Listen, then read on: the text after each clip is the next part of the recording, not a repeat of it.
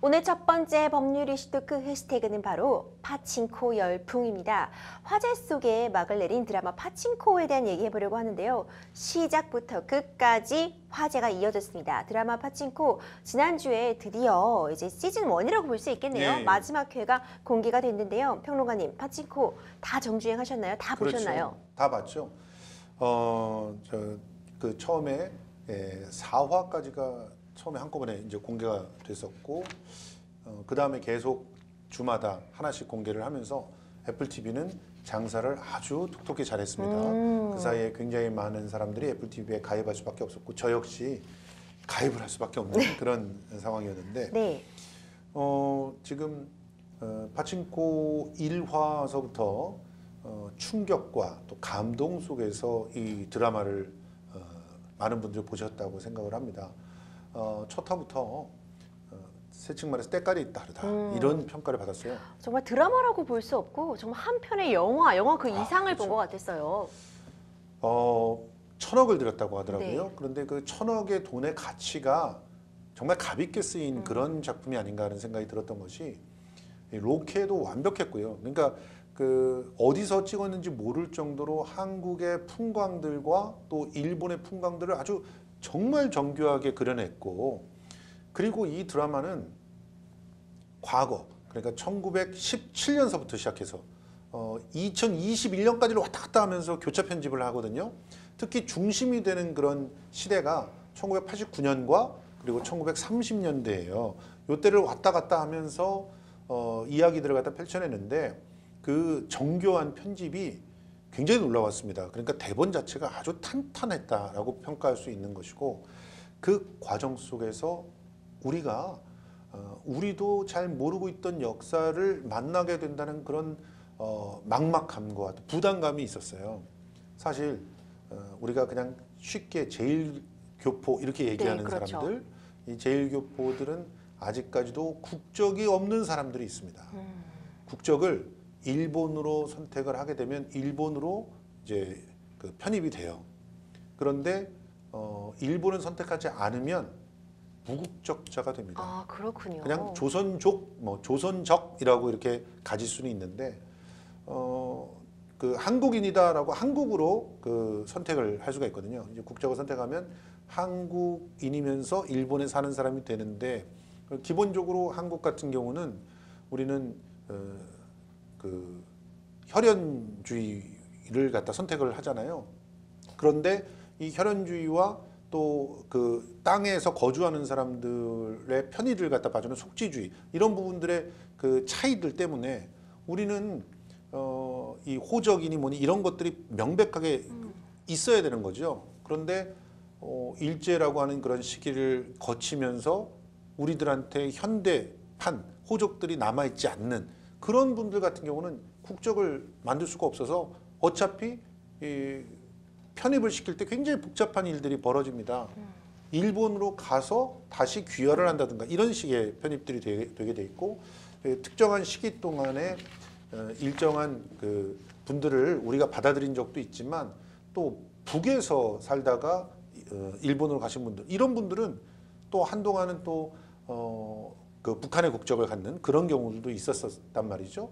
그런데 이런 분들이 모두 다 혼재돼서 거기서는 또 조선인 공동체로 이렇게 살아남고 계시거든요. 이 복잡한 이런 상황에서 지금까지도 일본으로부터 끊임없는 차별을 당하고 있는, 그러면서도 생존하고 있는 이분들의 모습들을 우리가 먹먹한 가슴으로 이렇게 만나지 않았나 생각이 드는데요. 특히 7화, 8화가 네.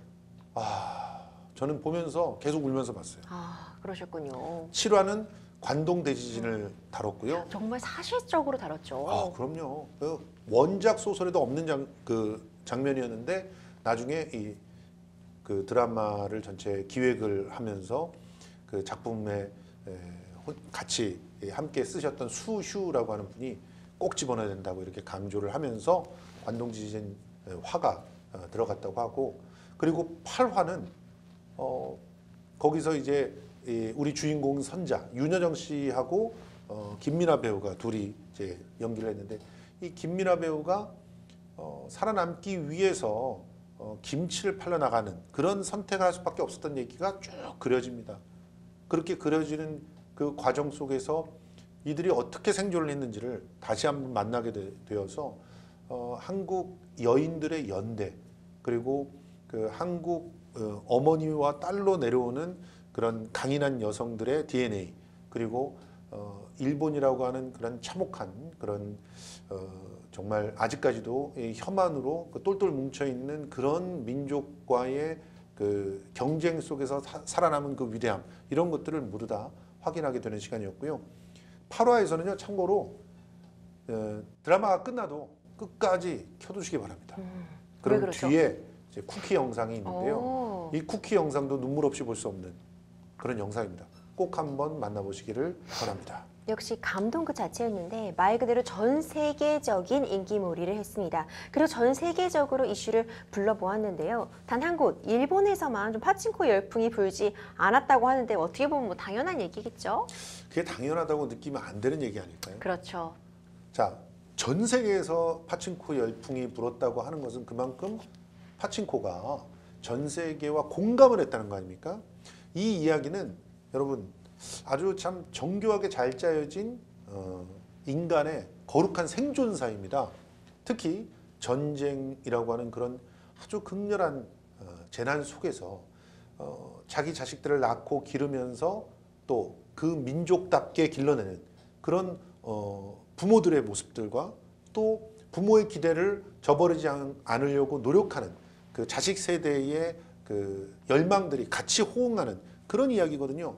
이런 이야기들은 전 세계에 공감할 수 있는 그런 얘기입니다. 그리고 자기가 태어난 곳, 원래부터 살던 곳에서 나고 자란 그런 사람들 얘기가 아니라 어쩔 수 없이 자의에 의해서 뭐 타의에 의해서 그 살던 고향을 떠나서 사는 그 이주자들의 이야기, 이 이야기거든요. 실제로 보면은 이거는 이스라엘 사람들을 주인공으로 세우면 이스라엘 얘기이기도 하고 또 뭐 미국 사람들을 주인공으로 세우면 미국 얘기도 해요. 그렇죠. 미국이라고 하는 나라 자체가 영국에서 결국은 박해를 피해서 간 사람들이 세운 나라 아닙니까? 즉 이런 그 전 세계적인 보편성을 갖고 있는데도 불구하고 일본에서 왜 공감이 안 됐을까요? 자, 뭐 일본 사람들은 자기네들이 자체적으로 그 언론에서 다루면서 그런 얘기들을 합니다. 일단 기본적으로 일본에서는 애플 TV를 많이 안 봐. 뭐 이런 얘기. 그렇죠. 그러니까 유통망이 없어서 그랬어. 이렇게 얘기를 하는데 글쎄요, 그건 비겁한 변명인 것 같고요. 실제로 그 일본에서는 이 파친코가 그려내는 게 끔찍한 거짓말이다 이렇게 얘기를 하고 있습니다. 인정을 하지 않아요. 7화에서 나오는 관동 대지진 때 조선인들에 대한 학살 인정하지 않습니다. 그리고 뭐 징용을 데려갔던 사람들을 책임지지 않은 네. 그런 얘기들, 심지어 거의 뭐 죽음의 고통 속에서 그 끝까지 그 부렸던 그런 얘기들, 또 위안부 피해자들에 대한 얘기들 이런 것들 인정 전혀 안 합니다. 아마도 5화였던가요? 선자가 자기 예전 그 어머니의 하숙집에서 같이 일하던 동료를 만나면서 그들로부터 충격적인 얘기를 듣게 되는데 그들이 속아서 위안부에 끌려갔던 분들이 있던 거예요. 이런 얘기들이 이 드라마 안에 가득하니까 네. 이것을 다 용납할 수가 없는 거예요. 일본이 정말 철저하게 속죄하지 않으면 이 드라마를 받아들이고 즐길 수가 없는 것이죠. 그러니까 일본에서만 열풍이 불지 않았다 이렇게 얘기할 수 있는데 그런데 저는 또 열풍이 불지 않은 곳이 또 있습니다. 한국에서도. 어디냐면 유력 신문사 몇 군데에서는 이 파친코 열풍을 제대로 안 다뤘어요. 왜 그랬을까? 저는 생각해 봅니다.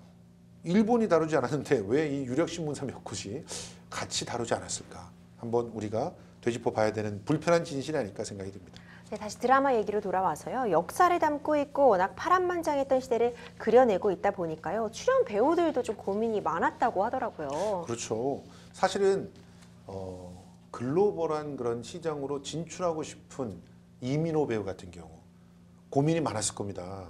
실제로 이 이민호 씨는 이 드라마가 제작이 된다 그럴 때 뭐 오디션이 필요한 배우가 아니잖아요. 그렇죠. 이미 국내에서는 탑 배우인데. 예, 탑이기 때문에 오는 그 섭외에 들어오는 시나리오를 그냥 자기가 고르면 출연할 수 있는 거예요.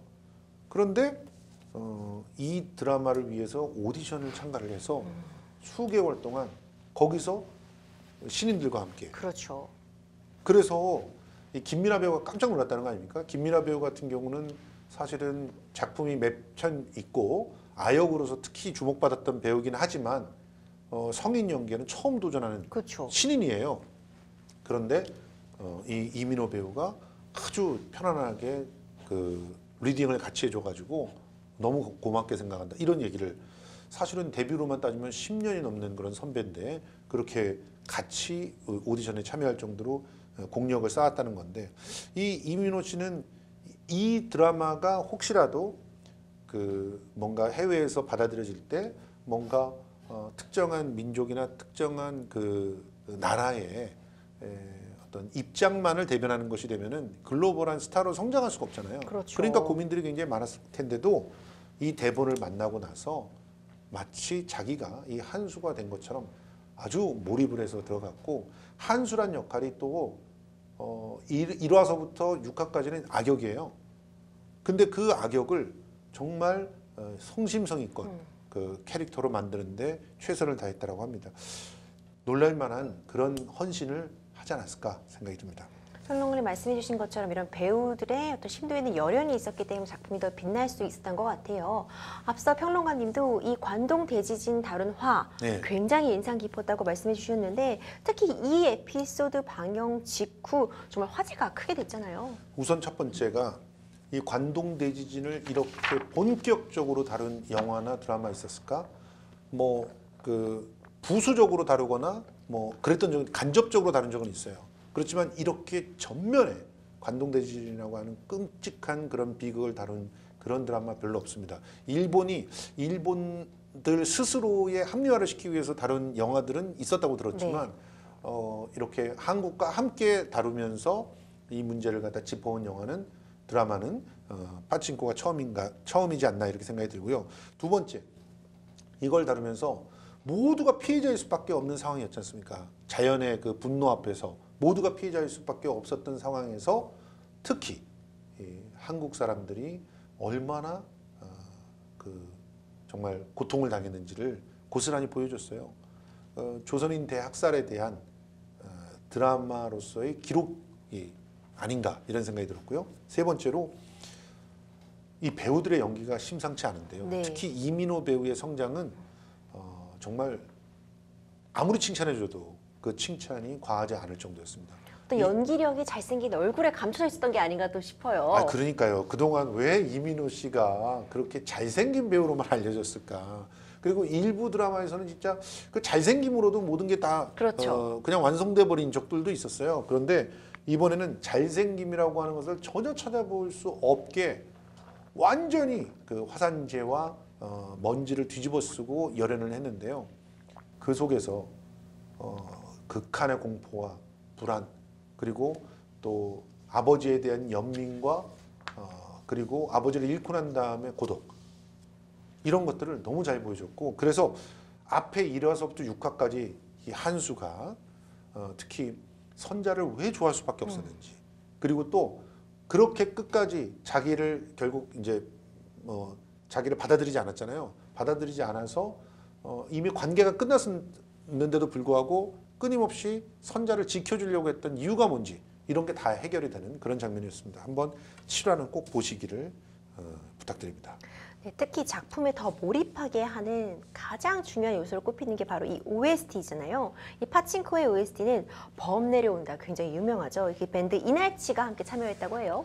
그렇습니다. 밴드 이날치는 Let's Live for Today라고 하는 리메이크 곡으로 이제 참여를 했는데요. 이 곡은 미국의 락 밴드인 더 그래스 루트라고 하는 팀의 원곡이 있습니다. 아주 레트로한 그런 락 넘버라고 볼 수가 있습니다. 그런데 이 그 곡을 댄스 곡으로 편곡을 했어요. 그래서 락의 비트와 댄스의 흥겨움이 살아 있는데 노래를 들으면 너무 슬퍼요. 이날치가 이런 걸 해내더라고요. 그런 측면에서 저는 한 번쯤 정말 권해드리고 싶은 그런 곡이고요. 특히 이날치는 이번의 작업을 통해서 그야말로 진짜 글로벌한 밴드, 세계적인 인터랙티브 그룹으로 살아남지 않을까 이런 생각이 드는데요. 아무튼 이번에 이 OST까지도 정말 완벽한 조화를 이룬 그런 작품이 아니었나 생각이 들고 이 예술성에 있어서 이 OST가 더해지면서 더더욱 빛을 발했다고 생각을 하는데 이 음악이 쉽게 정겹게 다가오는 음악은 아니거든요. 그런데 또 이날치의 그 어떤 그 독특한 리듬과 또 한국어 가사가 미국인들한테는 얼마나 생경하게 또 들리겠습니까? 그런데 미국 사람들이 더 OST를 극찬했어요. 이 드라마에 딱 맞는 이 드라마의 성격을 압축해서 보여준 그런 음악이었다라는 평가를 받았으니까 여러분들이 한번 함께 즐겨보시면 좋을 것 같습니다. 좀 드라마 얘기를 하면 할수록 그날의 감동이 되살아나는 것 같은데 그 평론가님께서 꼽은 명장면, 명대사, 파친코 이 장면 최고다. 좀 꼽아주세요. 너무너무 많아서 너무 많군요. 몇 개를 꼽는다라고 하는 게 그 두려운데 저는 제가 뽑는 첫 번째 첫 손가락 꼽히는 명장면은 무서워도 같이 무서워해 줍시다. 아, 저는 이 대사를 들으면서 막 울었어요. 그리고 너무 굉장히 좋았어요. 많이 위로가 됐어요. 사실요, 우리가 그 가족을 이루고 사는 거, 또 사회를 이루고 사는 거, 그 왜 그런 귀찮은 짓들을 하면서 삽니까?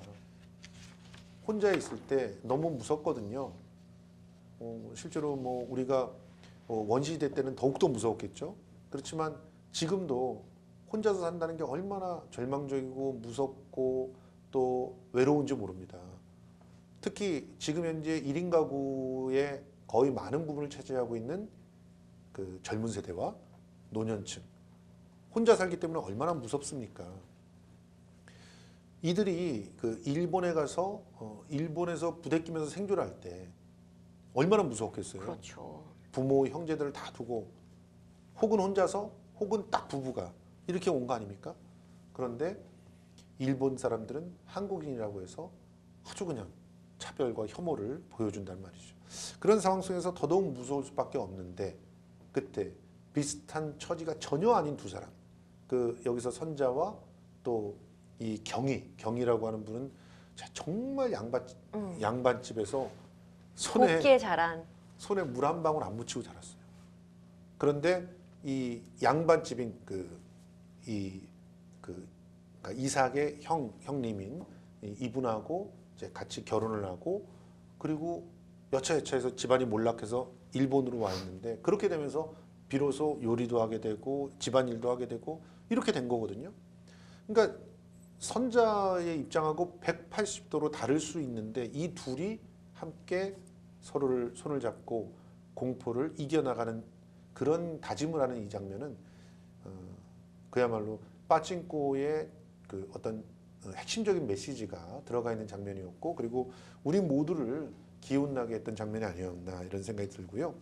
그리고 저는 특별히 이 선자가 한수의 그 일종의 첩이 돼서 사는 그런 삶을 거부할 때 했던 대사가 또 생생하게 기억이 납니다. 어떤 대사였죠? 그러니까 한수는 난 너에게 사주겠다. 행복한 제일 좋은 집을 사주고. 제일 그 좋은 그런 삶을 주려고 했다. 이렇게 얘기하니까 그것은 부끄러운 삶입니다.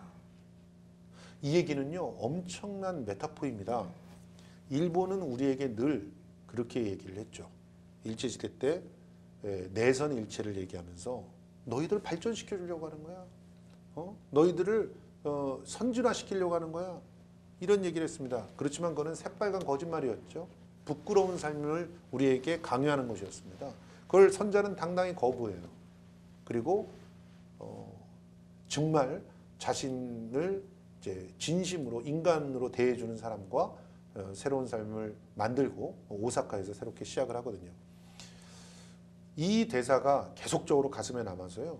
우리는 부끄러운 삶보다는 정말 우리가 인간적으로 존중받는 삶을 선택할 수 있는 그런 용기가 이전에도 있었고 지금도 있다라고 스스로한테 자부심을 불어 넣어주고 그리고 그러면서 여러 가지 어려움들을 견뎌내야 되지 않을까 이런 생각이 들었고요.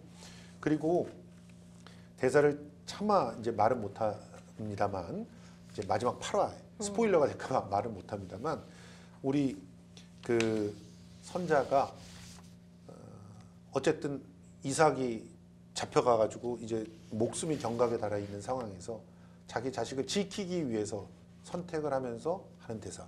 이 대사도 여러분들이 이 드라마를 통해서 한번 꼭 확인해 보시기 바랍니다. 이게 정말 강한 사람의 대사다 이렇게 말씀드리고 싶습니다. 평론가님께서 앞서 계속 일본의 반응에 대한 얘기도 해주셨었는데 일부 일본 네티즌은 이제 말씀해주신 것처럼 한일 합병이 우리나라를 성장시키기 위한 것이었다 이런 식으로 얘기를 하면서 우리 네티즌들이 또 공분을 사고 있죠. 그래서 한수라고 하는 사람이 전해주는 얘기는 이게 어떤 얘기냐면 한수도 일본으로부터 엄청나게 수탈을 당한 사람이거든요. 어마어마하게 고생을 했어요. 근데 한수는 일본처럼 되는 걸 먼저 배워버린 거예요. 그래서 힘이 생기게 되면 강자가 되면 누구든 약자를 짓밟을 수 있다고 생각하고 약자를 내가 뭔가 좀 대접을 해주면 그러면 그 약자가 자기 편이 된다고 생각하는 그 사고방식으로 살아남은 사람이거든요. 그런데 그거를 거부하는 선자한테 끌리는 겁니다.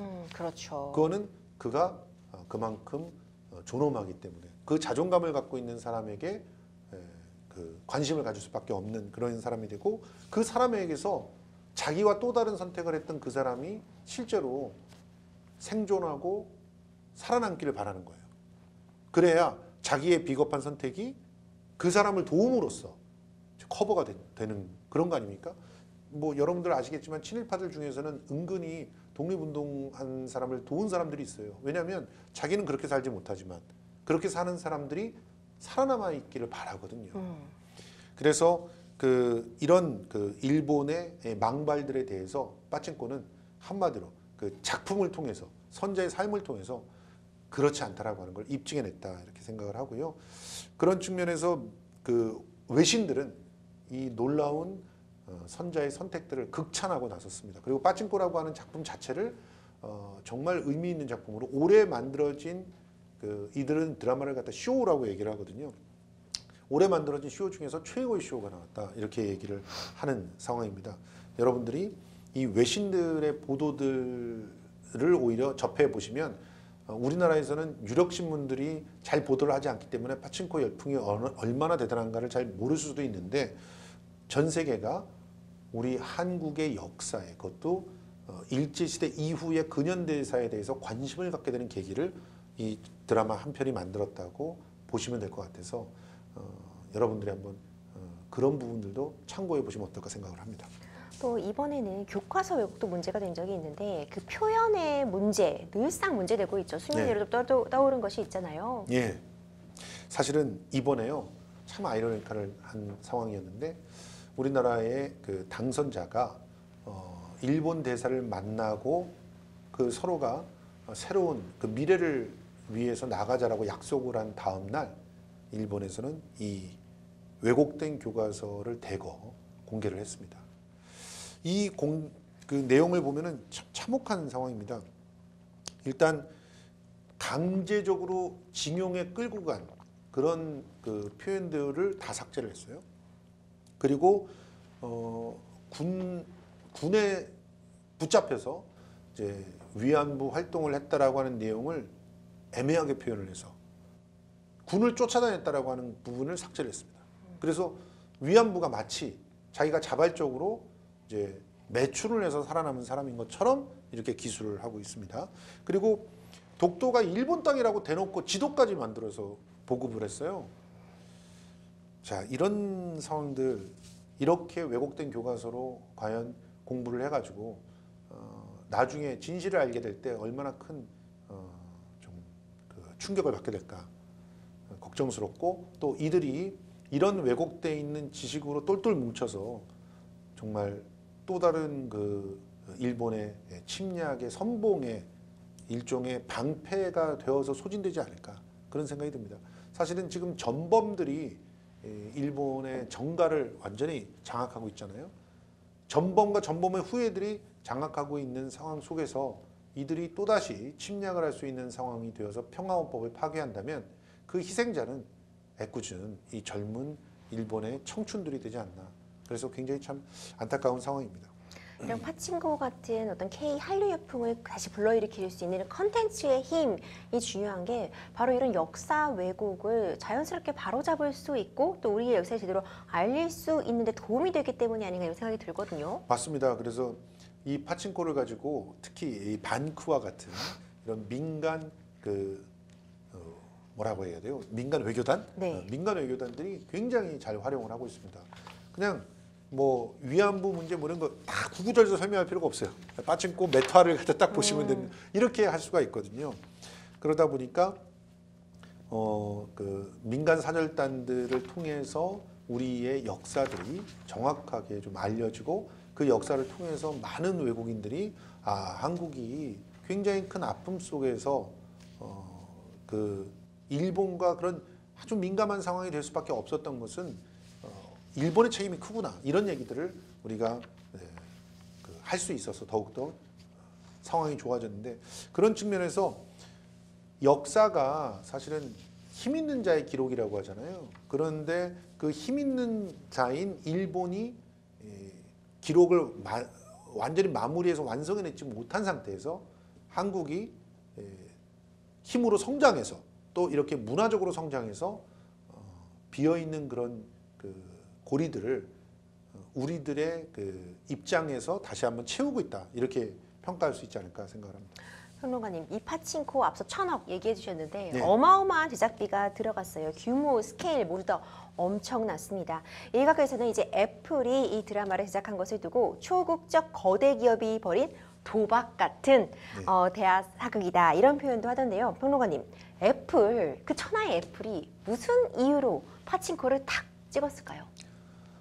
정말 이 놀라운 그런 선택이라고 볼 수 있는데 애플이 파친코를 선택한 데에 저는 3가지 이유가 네. 있다고 생각합니다. 우선 첫 번째는 애플은 전 세계가 공감할 수 있는 스토리를 찾았어요. 그런데 그 스토리가 낯설어야 돼요. 그렇죠. 이국적인 면도 있고. 이국적이면서 낯설어야 돼요. 그래야 사람들이 호기심을 갖고 보거든요. 그렇죠. 그런데 그렇다고 해서 전 세계가 공감할 수 있는 보편성에서 벗어나면 안 되거든요. 그렇죠. 그 정서는 또 통해야 되는 거죠. 그래서 애플 TV가 처음에 제일 먼저 이렇게 손에 쥐었던 것은 유대인 관련된 스토리들이었어요. 그랬군요. 예. 그런데 이건 너무하니. 그리고 이스라엘이 지금 너무 잔인한 짓들을 또 벌이고 있지 않습니까? 보편성에 좀 어긋날 수 있다고 생각이 되는 거예요. 이미 또 많이 다뤄지기도 했고요. 굉장히 많이 다뤄졌죠. 그런데 빠친코란 소설이 있는 거예요. 이 소설이 미국 내에서 베스트셀러가 됐습니다. 그런 상황에서 이 빠친코라고 하는 소설을 들고 드라마화 하겠다는 한국인 2세, 3세들이 이제 이 기획안을 갖고 온 거죠. 이걸 보면서 낯설지만 보편적인 스토리였다라는 측면에 한번 베팅을 한 거죠. 두 번째, 애플이 바보가 아니거든요.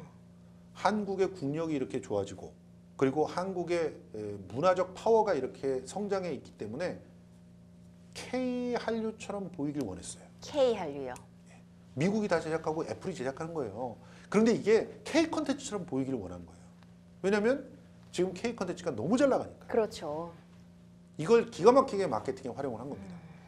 그렇게 활용할 수 있었기 때문에 1,000억까지 쓸 수 있었던 거예요. 그리고 세 번째가 K 한류의 팬덤들이 얼마나 능동적으로 이 활동을 하는지를 본 겁니다. 알고 있었던 거죠. 그래서 왜 K 컨텐츠들이 그렇게 전 세계를 지배하는지를 애플 TV가 연구를 한 겁니다. 연구를 했는데 이 팬덤들이 자발적으로 입소문을 내고 다니더라. 그리고 이 컨텐츠들을 계속 소개하고 SNS를 통해서 홍보하는 그런 역량들이 엄청나서 능동성과 역량이 엄청나서 저절로 이 홍보가 되더라. 그러면 애플 TV 같은 경우는 후발주자이기 때문에 1,000억을 들여서 만들었다고 해도 홍보비를 미국 내에서만 해도 감당할 수가 없거든요. 그러니까 이 잘 만들어서 K 팬덤들이 이걸 열심히 홍보할 수 있게끔 그렇게 마케팅을 하자. 그래서 이 3가지 이유로 선택을 한 게 아닌가 생각이 들고요. 그렇기 때문에 지금 우리 애플 TV는 후발주자로서 확실하게 애플 TV에서만 볼 수 있는 작품인데 K 컨텐츠처럼 보이고 그러면서 심지어 K 팬덤을 자극하는 그런 방식을 선택해서 굉장히 약진을 하고 있다라는 점을 우리가 함께 보시면 될 것 같습니다. 파친코 팬들에게는 정말 반가운 소식이고 우리 평론가님도 너무 좋아하실 것 같은데 시즌2 제작이 확정됐다면서요. 예, 그렇습니다. 지금 뭐 그 K 컨텐츠의 팬들이라면 누구나 다 좋아할 것 같은데 저는 이미 1, 2, 3화 만들어진 걸 보고 애플 TV는 그때 결정했을 거라고 생각이 들어요. 너무 잘 만들어가지고 네. 앞으로 시즌 2, 시즌 3까지 계속 이어질 거라고 생각을 하고요. 이 파친코 기획자이자 각본가이면서 또 총괄 프로듀서인 수휴 이 사람이 보물입니다. 이 사람이 이 파친코의 성공을 가진데 아주 절대적인 역할을 했다고 생각하는데 이렇게 얘기를 했답니다. 이 끈끈한 생명력을 지닌 가족의 특별한 이야기가 이어갈 수 있게 돼서 기쁘다. 프로젝트를 신뢰하고 지지해준 애플과 또 미디어레즈 그리고 열정적인 팬들에게 감사를 정하고 놀라운 배우들을 비롯해 제작진이 함께할 수 있게 돼서 영광이라 이렇게 얘기를 했다는데 앞으로도 김민아 씨의 이 연기 그리고 윤여정 씨의 연기를 더 볼 수 있어서 시즌 2가 더욱더 기대된다고 이렇게 볼 수 있겠습니다. 마지막으로 우리 드라마 파친코 이래서 꼭 봤으면 좋겠다 우리 평론가님의 추천사 한 말씀 듣고 정리할게요. 예, 파친코는 우리 한국인의 얘기고요. 우리 한국 여성들의 연대기입니다. 그리고 무엇보다도 지금 굉장히 많은 분들이 일본의 어떤 극우적인 행태들에 대해서 분노하고 걱정하시는 분들이 많은데요. 문화의 힘으로 그런 행태들을 막을 수 있는 또 하나의 무기이기도 합니다. 그런 측면에서 파친코 널리 많이 보고 많은 분들에게 추천해 주시고 그리고 그걸 통해서 특히 우리나라의 10대, 20대 중에서도 일제시대 때의 그 잔혹한 그런 실상들을 잘 모르거나 오히려 일본 사람들의 입장에서 얘기하는 사람들이 생겨나고 있어요. 특히 반일 종족주의와 같은 우리나라 내에 있는 친일파, 일본의 돈을 받고 활동하고 있는 사람들의 책이나 그런 선전들에 현혹돼 가지고 그런 생각을 하시는 분들이 꽤 있습니다. 파친코 한번 잘 보여주면 그런 데에서 벗어날 수 있다고 생각합니다. 실제 역사는 이렇게 기록되는 것이라는 얘기를 다시 한번 해드리고 싶습니다. 우리 평론가님의 추천 덕분에 파친코 보시는 분들 아무래도 더 많아지실 것 같다 네. 이런 생각이 듭니다. 첫 번째 법률 뉴스 토크 여기서 마무리하도록 하겠습니다.